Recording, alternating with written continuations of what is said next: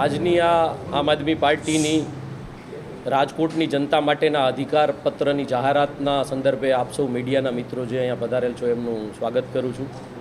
સાથે સાથે જે રીતે છેલ્લા 30 વર્ષથી ગુજરાતમાં અને રાજકોટ મહાનગરપાલિકામાં ભાજપનું શાસન છે અને જે રીતે આટલા વર્ષોમાં જે રાજકોટમાં એ લોકો પાસે પૂછીએ તો વિકાસ એક જ શબ્દ છે, કેવી રીતનો એ કોઈને ખબર નથી. જે એક 100 પીસ હોય ને જે રીતે એ 100 પીસને થોડી કંઈ ટક્કર લાગી જાય ને ભાંગીને ભૂકો થઈ જાય એ રીતનું આભાસી વિકાસનું જે મોડલ રાજકોટમાં છે. આમ આદમી પાર્ટી એ આજ સુધી જે દિલ્હી અને પંજાબમાં કામની રાજનીતિ કરેલી છે અને જે કામ કરીને બતાવેલા છે એ જ કામના બેઝ ઉપર આજે રાજકોટમાં મહાનગરપાલિકાની ચૂંટણીના સંદર્ભે જે આવનાર દિવસોમાં આમ આદમી પાર્ટીના મેયર રાજકોટ મહાનગરપાલિકામાં બેસી અને શું કામ કરશે, જનતા માટે કઈ વસ્તુની જરૂરિયાત છે, કેને પ્રાથમિકતા દેશે, એનો આજે અમે અધિકારપત્ર જાહેર કરીએ છીએ.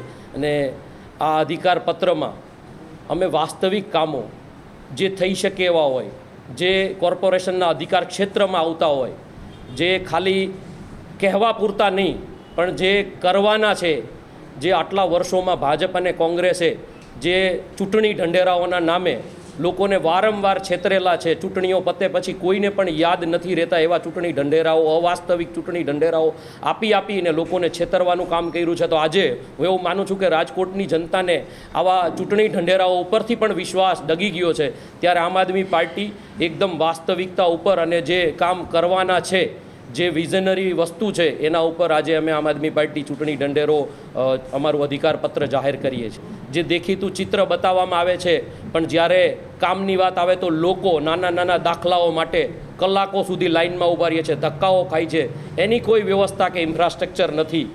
જ્યારે રોડ રસ્તાના આપણે જોયું છે કે ચૂંટણીનું વરસ આવે 6 મહિના બાકી હોય ત્યારે થાય, એ સિવાય 4.5 વર્ષ ખાડાઓની નગરી બનીને રાજકોટ રહી જાય છે. આટલું રંગીલું રાજકોટ હોવા છતાં પણ એના ઉપર કોઈ કામ નથી થતું. જ્યારે સરકારી સ્કૂલો કે આજે અનેક સરકારી સ્કૂલો બંધ થઈ ગઈ છે, જે ક્વોલિટી એજ્યુકેશન છે ખતમ થઈ ગયું છે અને પ્રાઇવેટ સ્કૂલોમાં લૂંટાવા માટે રાજકોટની જનતાને બેફામ રીતે લૂંટવામાં આવી રહી છે. ત્યારે સારા એજ્યુકેશન કેવી રીતે બાળકોને સરકારી એજ્યુકેશન મળી શકે એ અમારા ચૂંટણી ઢંઢેરામાં છે, અમારા જે આ અધિકારપત્રમાં છે. પબ્લિક ટ્રાન્સપોર્ટ, જે આજે રાજકોટનો સૌથી મોટો પ્રશ્ન ટ્રાફિકનો બની ગયો છે અને જે દરેક દેશમાં અને દરેક રાજ્યમાં આપણે જોઈ શકીએ કે જ્યાં પણ પબ્લિક ટ્રાન્સપોર્ટ સુવિધાઓ, જે સરકારી ટ્રાન્સપોર્ટ સુવિધાઓ સારી હોય તો ખૂબ મોટા પ્રમાણમાં જે ટ્રાફિકની સમસ્યા છે એને ઉકેલી શકાય. એ વસ્તુ પણ રાજકોટમાં આટલા વર્ષમાં નથી થઈ. તો આમ આદમી પાર્ટી એના ઉપર પણ કામ કરવા માટેનો અધિકારપત્રમાં અમે ઉલ્લેખ કરેલો છે. ત્યારબાદ જે પણ દાખલાઓ માટે મેં કીધું એમ ધક્કાઓ થાય છે, લોકો પારાવાર મુશ્કેલીઓ છે, તો એનું નિવારણ પણ અમે અમારા અધિકારપત્રમાં બતાવેલું છે. આગામી દિવસોમાં આમ આદમી પાર્ટી શું કરી શકે એમ છે, શું કરવા જઈ રહી છે, અને અત્યાર સુધી અમે લોકોએ જે બીજા રાજ્યોમાં કામ કરીને બતાવેલું છે એ જ કામ અમે આમાં અમારા અધિકારપત્રમાં લખેલું છે.